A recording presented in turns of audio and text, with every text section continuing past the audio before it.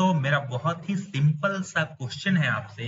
क्या mutual fund में आपको नुकसान तब होता है जब आप म्यूचुअल फंड को खरीदते हो या फिर तब होता है जब आप अपने म्यूचुअल फंड को बेचते हो? जाहिर सी बात है, जब आप अपने म्यूचुअल फंड को बेचते हो तभी आप जो है लॉस या फिर जो है प्रॉफिट बुक करते हो दोस्तों। और यही गलत तरीका म्यूचुअल फंड को बेचने का ही आपको लॉस या फिर कम प्रॉफिट कमाने पे मजबूर करता है। और इसलिए आज का मैं वीडियो बना रहा हूं जहां पे आपको कुछ स्टेप्स में सिखाऊंगा कि किस तरह से आप अपने म्यूचुअल फंड को सही तरीके से बेच सकते हो दोस्तों। तो वीडियो में आगे बढ़ने से पहले मैं आपसे एक ही रिक्वेस्ट करूंगा, इस वीडियो को लाइक करने के लिए। और लाइक जैसे ही आप करोगे YouTube का एक नया फीचर आएगा जिसको हाइप बोलते हैं, तो इस वीडियो को आप हाइप कर सकते हो दोस्तों। उससे बहुत इस वीडियो को सपोर्ट मिलेगा, ये वीडियो और लोगों तक पहुंचेगा। चलिए आगे बढ़ते हैं। तो सबसे पहले ये समझते हैं दोस्तों कि आखिर जो है mutual fund investors mutual fund को बेचते ही क्यों है, ठीक है? क्यों बेचते हैं और गलत समय में क्यों बेचते हैं दोस्तों? तो जाहिर सी बात है, जब आप म्यूचुअल फंड में इन्वेस्टिंग स्टार्ट करते हो किसी ना किसी मकसद की वजह से करते हो और बहुत आप एक्साइटेड रहते हो म्यूचुअल फंड में इन्वेस्ट करने के लिए, स्टार्ट करने में, ठीक है। लेकिन कुछ ऐसा स्थिति परिस्थिति आता है कि अचानक से आपको बहुत सारे पैसे की जरूरत पड़ती है और आपको मजबूरी में जो है सो अपने म्यूचुअल फंड को सेल करना पड़ता है। चाहे मार्केट कैसा भी हो, मार्केट अगर गिरा हुआ भी है फिर भी आपको लॉस में ही अपने म्यूचुअल फंड को सेल करना पड़ता है दोस्तों।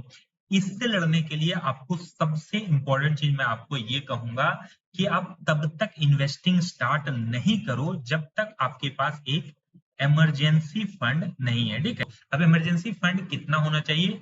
तो कम से कम जो आपका मंथली खर्चा है, जो भी मंथली आपका खर्चा है उसका 6 गुना, ठीक है, कम से कम 6 गुना। और आप 12 गुना ले सकते हो, मतलब 12th मंथ का अगर आपके पास खर्च इतना आपके पास इमरजेंसी फंड है तो बहुत अच्छी बात है। तो सबसे पहले आपको इमरजेंसी फंड बनाना है दोस्तों। और उसके बाद भी अगर उससे इमरजेंसी फंड से ज्यादा भी पैसे की जरूरत पड़ जाए फिर भी आपको म्यूचुअल फंड जो है सो लॉस में बेचने की जरूरत नहीं है। उस केस में आप क्या कर सकते हो कि अपने म्यूचुअल फंड इन्वेस्टमेंट के अगेंस्ट बहुत ही कम इंटरेस्ट रेट में आप लोन उठा सकते हो, ठीक है। लोन उठा सकते हो जिसको बैक करेगा आपका इन्वेस्टमेंट। कोई भी आपको पेपर वगैरह, कुछ सिविल वगैरह नहीं देना पड़ेगा।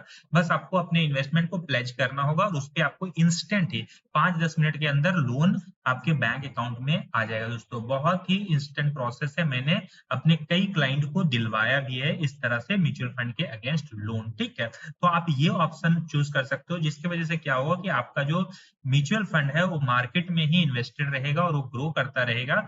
और यहाँ पे आप उसी के अगेंस्ट लोन उठा के उस पे एक इंटरेस्ट रेट पे कर सकते हो।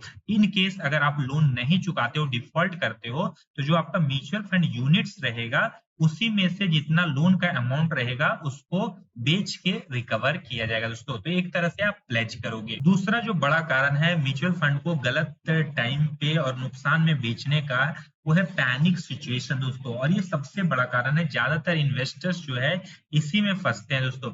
देखिए मार्केट का जब भी आप म्यूचुअल फंड में इन्वेस्ट करते हो तो आपका पैसा कहाँ इन्वेस्ट हो रहा है? स्टॉक मार्केट में इन्वेस्ट हो रहा है दोस्तों। और स्टॉक मार्केट की फितरत है दोस्तों कि वो गिरता है, ऊपर जाता है, फिर गिरता है, फिर ऊपर जाता है और गिर गिर के ही संभलता है दोस्तों। और इसी तरह के सिचुएशन में कभी कभी क्या होता है कि लंबे समय तक गिरा हुआ रहता है जब मार्केट 2 महीने, 3 महीने, 6 महीने या साल भर के लिए, तो जो नए इन्वेस्टर्स रहते हैं काफी घबराने लगते हैं और उस केस में सोचते हैं कि चलो जितना पैसा है उतना तो बचा ले, वरना ऐसा ना हो कि पैसा ही पूरा जीरो हो जाए। जबकि अगर पास्ट हिस्ट्री आप देखोगे तो मार्केट जो है पिछले 60 सालों में या जब से स्टॉक मार्केट है, ठीक है, तब से कई बार बहुत ज्यादा 50% भी जो है मार्केट गिरा है। मतलब जो जितना इन्वेस्ट आपने किया होता उस समय तो वो पैसा आधा तक भी हुआ है, ठीक है। लेकिन फिर भी जो लोग उस समय निकाल लिया पैसा उसका लॉस हुआ और जो बना रहा वो अच्छा प्रॉफिट बनाया। क्योंकि जो है मार्केट जो है दोस्तों वो रिकवर करेगा ही। और खासतौर जब म्यूचुअल फंड का केस होता है तो म्यूचुअल फंड में आपको पता ही है 50 से 100 या 200 कंपनी तक में भी आपका पैसा डिवाइड होके इन्वेस्ट होता है। तो पूरी तरह से 200 कंपनी, 100 कंपनी का डूबना लगभग नामुमकिन है। तो अगर आप वेट कर लेते हो, नहीं बेचते हो, तो बहुत अच्छा हो जाता है दोस्तों।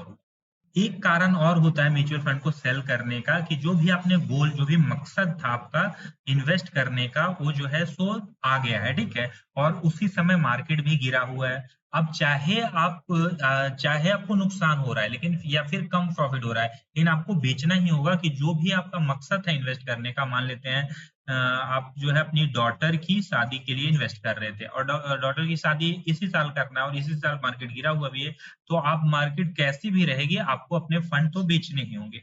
इस सिचुएशन के से फाइट करने के लिए आप क्या कर सकते हो कि जो भी आपका गोल का जो टाइम पीरियड है, ठीक है, मतलब कि मान लीजिए गोल जो है सो 2 साल के बाद आने वाला है या 1 साल के बाद आने वाला है, तो 1 साल से पहले से ही आपको प्लानिंग करना है अपने सेलिंग को। किस तरह से कर सकते हो आप?